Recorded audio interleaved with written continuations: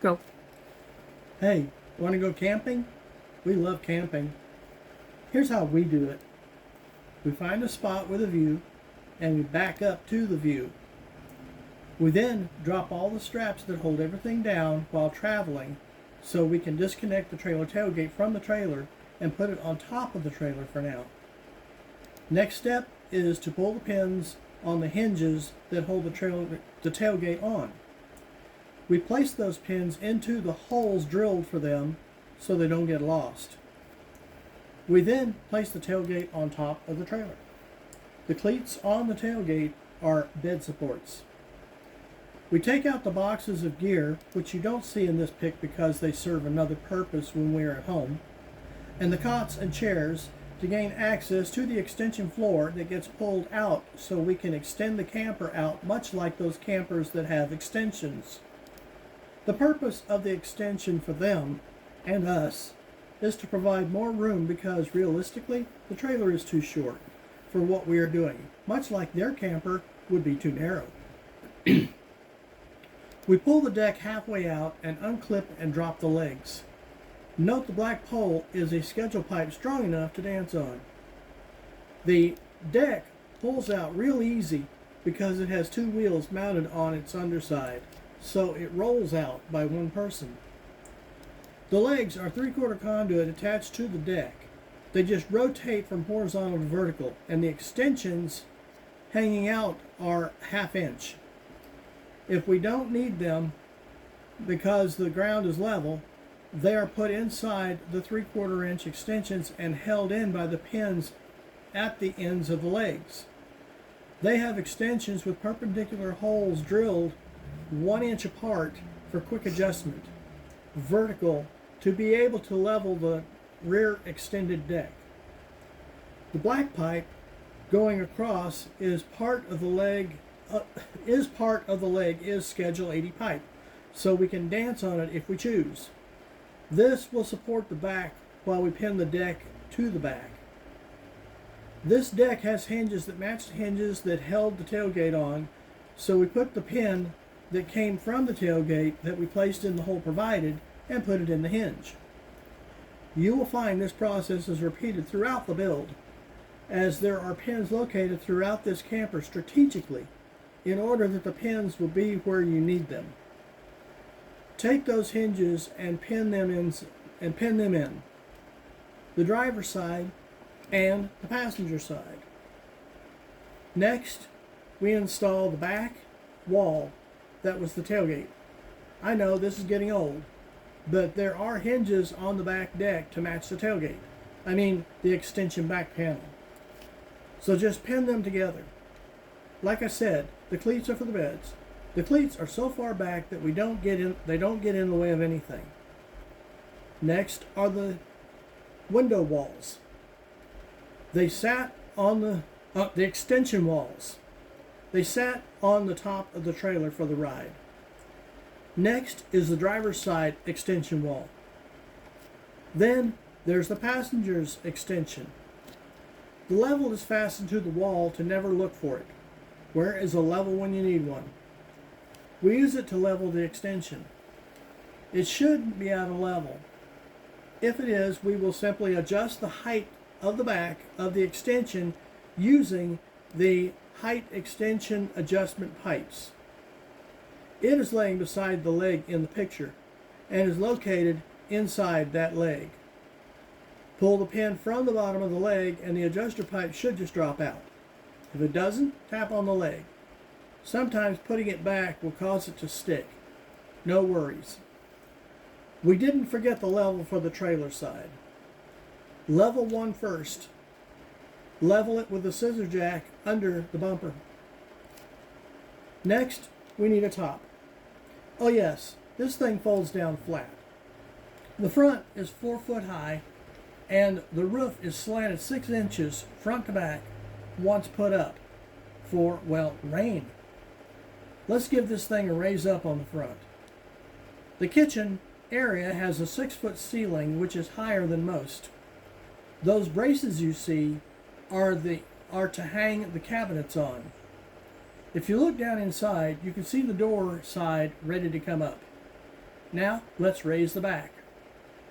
It rolls backward and lands on the back wall with posts in the middle for the bedroom windows to hook to. The bracing you are looking at under the roof is what the cabinets hang on. Everything has a reason. Now let's lift all the way to the back. Oh yeah, the front door is a panel laying inside along with the bedroom windows. The pins for the window hinges are located in the block with the extension pins. This should empty that block. The front door pins are in the lower front door. This is what we see. You are looking at the door panel. Grab 2 ratchet straps and place them in the floor in front of you. Let's put up the door side wall. Take the ratchet end of the strap and hook it to the roof conduit on the left side of the door. Since the roof has no fasteners to hold it down, take the other hook of the strap and hook it to the top board of the trailer wall. Put the other strap on the other side of the door. Grab two more ratchet straps and hang them on the conduit on the ceiling so you can access them when the other panel is up. Next, lift the other panel into place and repeat the process, except put the ratchet hooks on each side of the window. Neither wall will fall outward because of the chains in the corners, which you can't see now.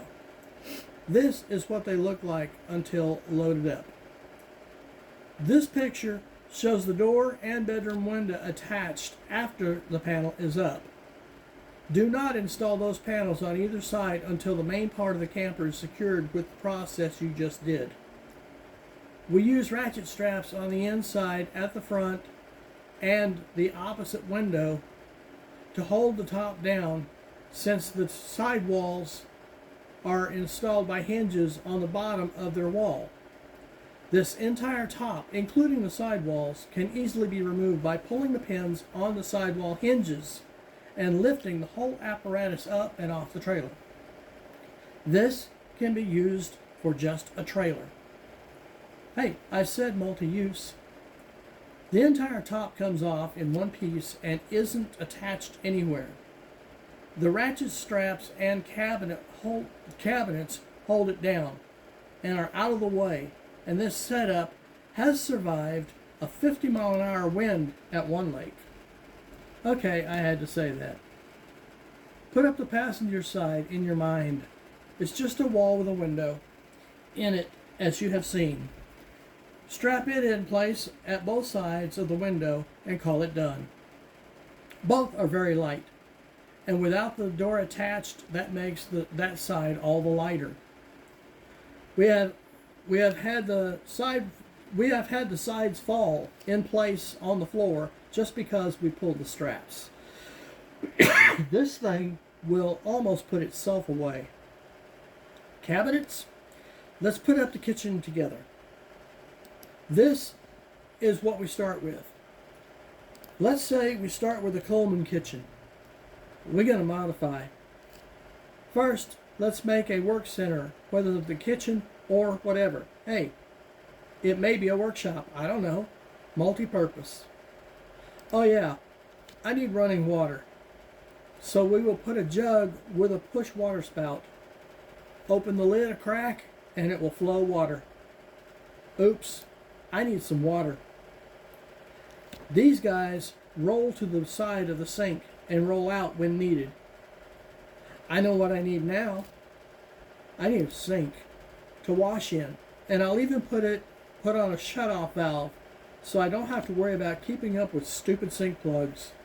I keep losing them. Let's put it in here. Now, I know better than that. A sink gray tank. A sink needs a gray tank. Next, what's a kitchen without a stove? A 1-pound bottle is fine because this is only a weekender. The refill tank is on the top of the truck and it works. I keep emergency stuff in a box atop the truck. You know what we need some more? Storage. You notice how I covered the kitchen stuff and brought back the workspace? This keeps the kitchen stuff in, but sometimes something tells me this isn't enough. I want more.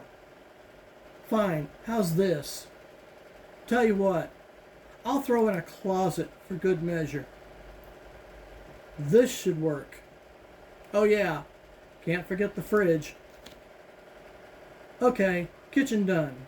By the way, our kitchen design will hold ice up to 3 days, and this is a weekender camper, so all is well. The food goes in the top left cabinet. Next, for inside entertainment. Sound system goes behind the TV. Everything that has been installed so far is in its permanent place. It takes about as long to set it up as it did to describe it. Now, we decide our next move. We parked at the lake and made it our view, and right now, I can't see anything. Tell you what, I'm getting hungry, so first we will stop and eat. Update, the floor is now white, making it cleaner. Yes, we have this table set up, which all folds up and fits in the camper for going down the road. Now, before I go any further, I will say everything inside can be taken outside because it's nice out there. All this is in case it rains. Now, I want a better view of the lake, so let's convert the back end. Let's get rid of this wall. This pole has a pin on the bottom and top. Pull the bottom pin and take out the pole. Same with this pole on the left. It takes lifting the wall to see the clip, but this wall weighs about 1 pound. Take the poles and put them at the corner. Put the pin through the hole on the corner at the top and line up the pole with the pin and put the pin inside the pole and push all the way down.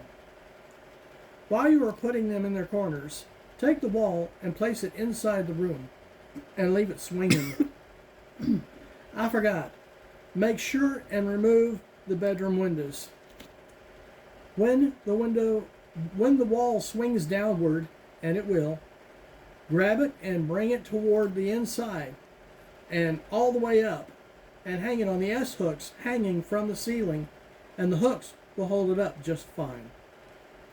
Now check out your view. The straps are required because a light wind will blow the roof away, but fasten them closer to the corners. Remember, right behind you is a fully functional kitchen and entertainment system, so sit back with a cool glass of tea and have some good old-fashioned music in the background, controlled by your phone, because the sound system has Bluetooth.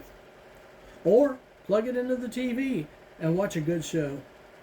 That battery is good for, and tested for, 8 hours of TV and more music. You know what? I love the view, and with a full tummy, I want to lay down and catch a couple of Z's. What to do? Throw a cot across the cleats provided, and put the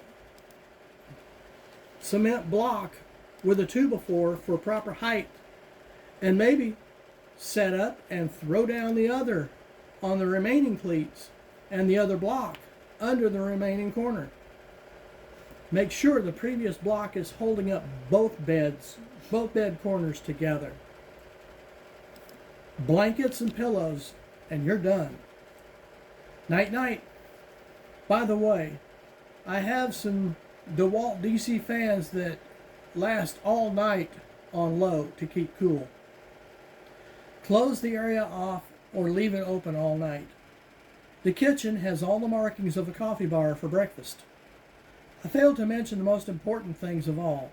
We have a Bass Pro porta potty and an outside shower tent for a bathroom, so you can just step outside should Mama Nature call, or inside if needed, and plenty of cat litter to nullify the smell.